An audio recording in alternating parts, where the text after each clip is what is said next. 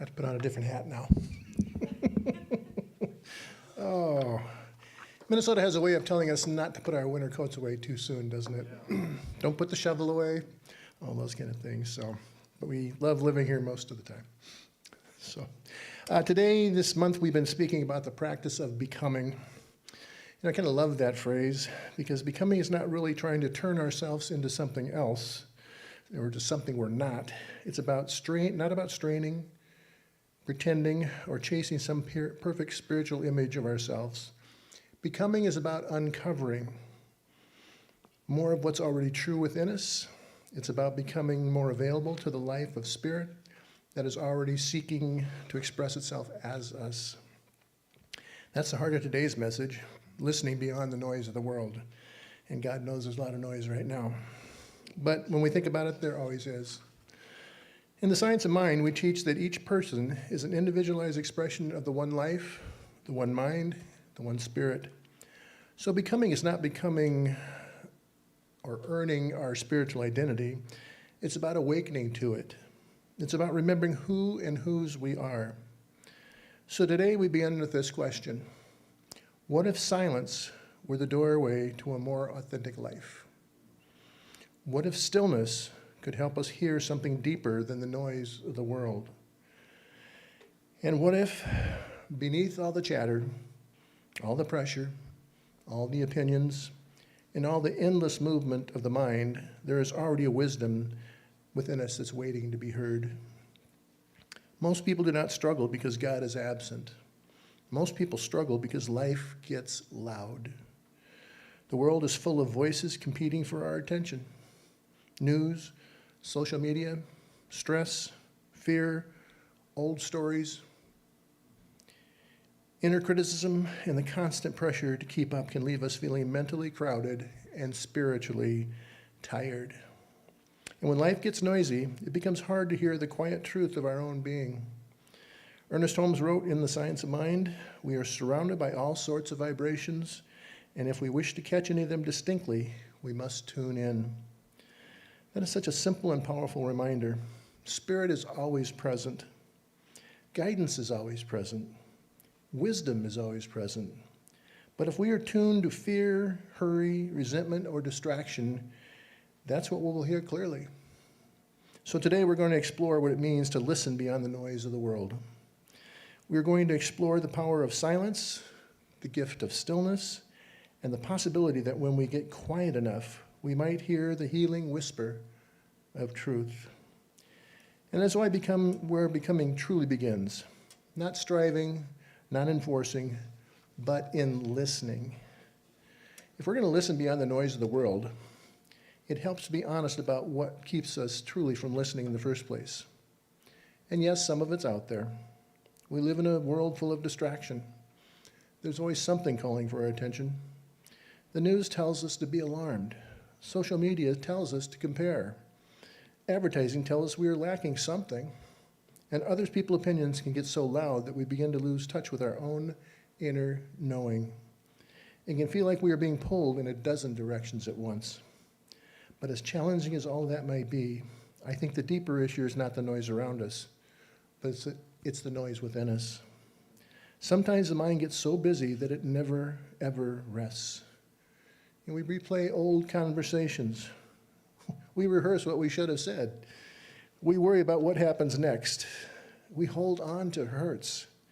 We defend old positions. We try to control outcomes.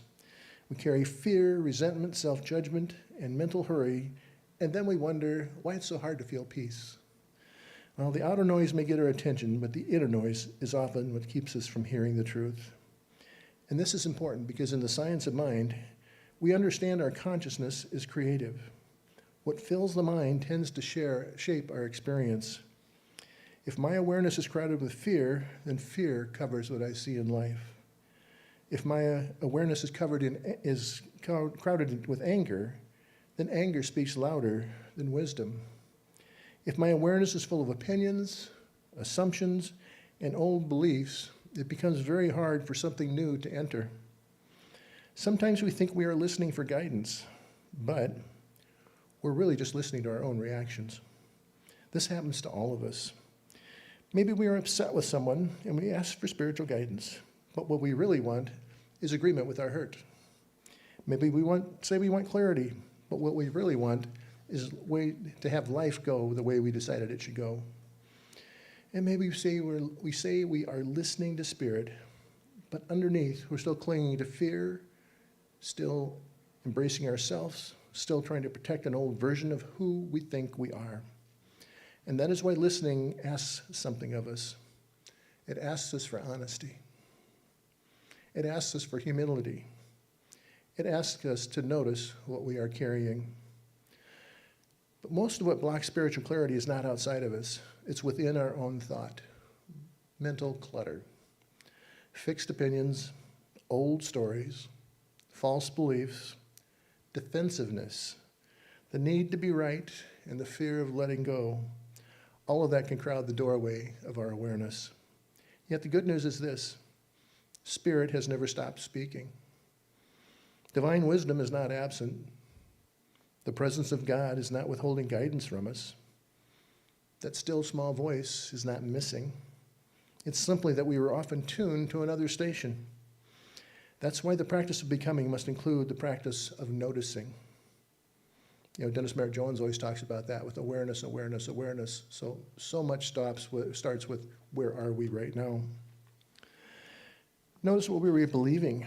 Notice what we were rehearsing. Notice what we were reacting to. Noticing what has taken up so much room in our mind, the deeper truth could barely get a word in. Jesus said, "Be still and know that I am God." He didn't say be frantic. He did not say be reactive and know. He just said be still. Stillness begins when we give up all our authority to the noise. Maybe that is one of the greatest spiritual questions for us today. What voice have I been listening to? The voice of fear? The voice of doubt? The voice of old conditioning? And that's one that we really have to work on. Or that quiet voice of truth that reminds me who I really am. Because until we become aware of the noise that's within us, it may keep wisdom from showing up for us. So if noise keeps us from listening, then silence becomes much more than the absence of sound. Silence becomes a spiritual practice. Silence becomes a doorway. Silence becomes a teacher. That may sound a little strange at first, but most of us do not think of silence as teaching us anything. We tend to think of silence as empty space, or maybe an awkward pause, simply the lack of conversation and activity. But spiritual silence is not empty at all. In fact, silence may be one of the fullest spaces we ever enter. Silence has a way of bringing us back into ourselves. When we stop filling every moment with words, noise, entertainment, and reaction, something begins to shift. At first, what we notice may not be peaceful. We may notice how restless the mind has become. We might notice how quickly thoughts jump from one thing to another. We may notice feelings we have been avoiding. We may notice grief, fear, frustration, or fatigue that has been covered by our busyness. That's one reason why many people avoid silence. Silence removes distractions. It gently takes away the places that we hide. It invites us to sit with what is real. That is also why silence can heal. Silence gives us a chance to stop performing. It gives us a chance to stop managing appearances. It gives us a chance to stop explaining life and begin experiencing it. In the silence, the mask begins to soften. The defenses loosen a little. The surface noise settles. And somewhere underneath all of that, something truer begins to emerge. Silence teaches us to be present. It teaches us to observe without having to fix everything. It teaches us to feel without immediately judging what we feel. It teaches us to wait without panic. It teaches us to become available to a deeper presence that cannot always be heard when the mind is racing and racing and racing. That's why silence is not passive. Silence is active. Silence is doing something in us even when nothing seems to be happening. You know, in silence, we may begin to see our patterns more clearly. We may notice what triggers us, what drains us, what stories keep telling us, and what fears keep repeating themselves in our minds. In that noticing, something beautiful begins to happen. We are no longer completely trapped inside the pattern. We are becoming aware. We are waking up. We are beginning to listen with new ears. There's a wonderful quote by Gordon Hempton. Silence is not the absence of sound, but the presence of everything. Think about that. It's not the absence of sound, it's the presence of everything. I think that points to something very, very deep. In true silence, we are not cut off from life. We are more deeply connected to it. We become aware of what has been there all along. Presence, wisdom, guidance, the aliveness of the moment, the nearness of spirit. Ernest Holmes taught us that there's a presence and a power in the universe greater than we are, and that presence is available to all of us. Silence is one of the ways we consciously become more available to it. And we talk a lot about that. Being available to it, being open to it, letting it come in. It's so true. Not because God is far away, but because our awareness has become scattered.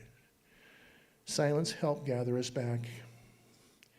And when that happens, silence becomes holy ground.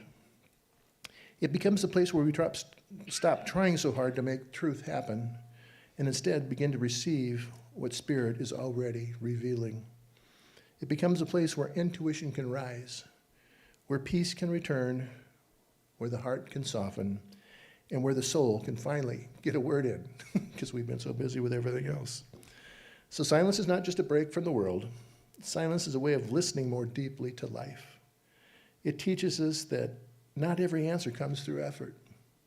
Some answers come through receptivity. Some wisdom arrives only when we stop pushing. Some healing begins when we become quiet enough to notice what has already been waiting within us all along. And maybe that's one of the gifts of this practice of becoming. We begin to understand that silence is not a void fear. It is a sacred space that has room to speak. Silence is powerful, but I think it's important to realize that silence and stillness are not exactly the same thing. Silence is what we enter outwardly. We turn off the noise, we step away from distraction, we create a silent space, a quiet space. But stillness is something deeper. Stillness is an inner condition. Stillness is what happens within us when the mind no longer has to chase, argue, defend, or control. You can be in a quiet room and not be still. The room may be silent, but the mind may still be racing. How many of you had that when you try to meditate? You just can't get that sucker to shut off. It just keeps going and going and going. The body may be sitting down, but the inside may still be in worry, resistance, replaying, planning, and reacting. So silence may be the doorway, but stillness is a deeper arrival. And when stillness begins to come alive in us, something beautiful happens. We begin to discern more clearly. We begin to notice that not every thought is true. Not every emotion is guidance. Not every strong feeling is spiritual direction. Sometimes when what feels urgent is just fear.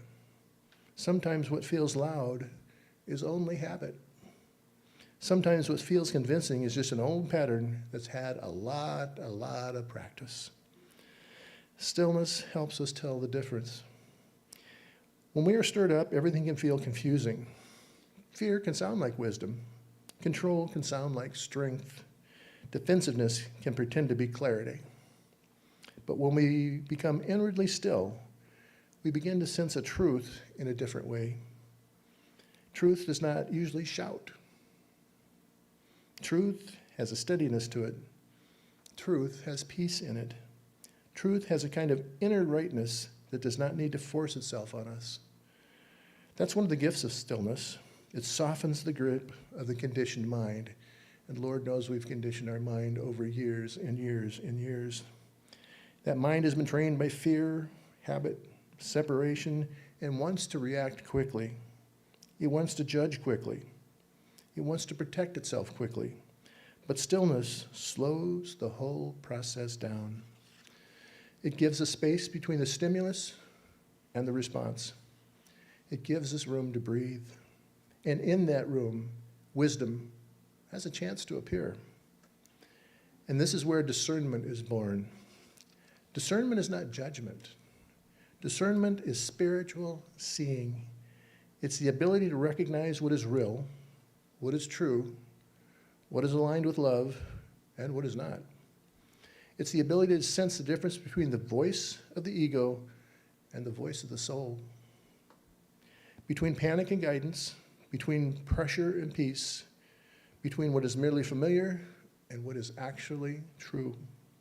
And that matters, because becoming who we really are really requires discernment. If I cannot discern the difference between my old conditioning and my deeper nature, then I might keep calling on my habits and call them my identity. I may keep calling on my fear and calling it wisdom. I may keep calling on my defenses and calling it my personality. But stillness begins to reveal something deeper. It shows me that beneath all the mental noise, I am more than my reactions. I am more than my history. I am more than my wounds. I am more than the stories that I have told myself over and over and over again. Stillness lets the deeper wisdom of spirit rise into awareness. It strengthens intuition. It quiets compulsion. It loosens the need to figure everything out with intellect alone. And from that place, we are able to respond to life with more grace, more wisdom, and more authenticity. Ernest Holmes reminds us that the spirit within us knows all things. But when we do not always hear that inner knowledge when we are caught in mental turbulence. Stillness is not about becoming passive. It's about becoming available. It's about becoming clear enough to let divine intelligence move through us without so much interference. And maybe that's the invitation here, not simply to seek quiet moments, but to cultivate an inner stillness that can remain with us even in the middle of life. A stillness that allows us to listen beneath appearances. A stillness that lets us know what is ours to do, what is ours to release, and what truth is trying to emerge right from where we are. Because when stillness deepens, truth becomes easier to recognize. And when truth becomes easier to recognize, becoming becomes more natural. So, how do we listen beyond the noise of the world? The world is still noisy. Our schedules are still full. The mind does not always want to cooperate. Boy, we all know that one. I think it begins with willingness. You don't have to go away to a mountain retreat. You don't have to wait until life gets easier. We begin right where we are, making small, intentional spaces for silence and stillness. Maybe it's 5 minutes in the morning before the phone goes on. Maybe it's sitting quietly with a cup of coffee and simply breathing before your day gets going. This one I like. Maybe it's pausing before we answer some with emotions running high. Maybe it's taking a quiet walk without filling the space with our input. Take off the headphones. Maybe it's asking one simple question in prayer. What is really true here? That one's a powerful practice. Not what am I afraid of, not what do I want to control, not how can I make this go my way, but what is really true here. The question can open a door, but then we have to listen. Not always for words, not always for some dramatic spiritual message. Sometimes truth comes from a feeling of peace. Sometimes it comes as a release. Sometimes it comes with a quiet knowing. Sometimes it comes as a realization that we do not need to react right now. This practice also asks us to notice when noise has taken over. When am I mentally spinning? Can I notice it? When am I feeling fear? Can I notice it? When am I rehearsing an old story again? Can I notice it? When am I reacting from habit instead of responding from wisdom? Can I notice that? That noticing is not failure. That noticing is awakening. Because once we notice, then we have a choice. We can keep feeding the noise, or we can return to center. Take a breath, be still, remember the presence, and listen again. That may be one of the most practical spiritual disciplines we have, to interrupt the momentum of noise and gently return to the truth of our being. And the more we practice this, the more natural it becomes. We may still hear the noise of the world, but we don't have to obey it. We may still have fearful thoughts, but we don't have to build a home for them. We may still face uncertainty, but we can meet it from a deeper place. Little by little, we begin to live from the inside out. And that's the practice of becoming. So today, we've been invited into something very simple, very deep, to listen beyond the noise of the world. We've seen the noise is not only around us, much of it lives within us as fear, old stories, reaction, judgment, the restless habit of the mind. We've also seen that silence is not empty.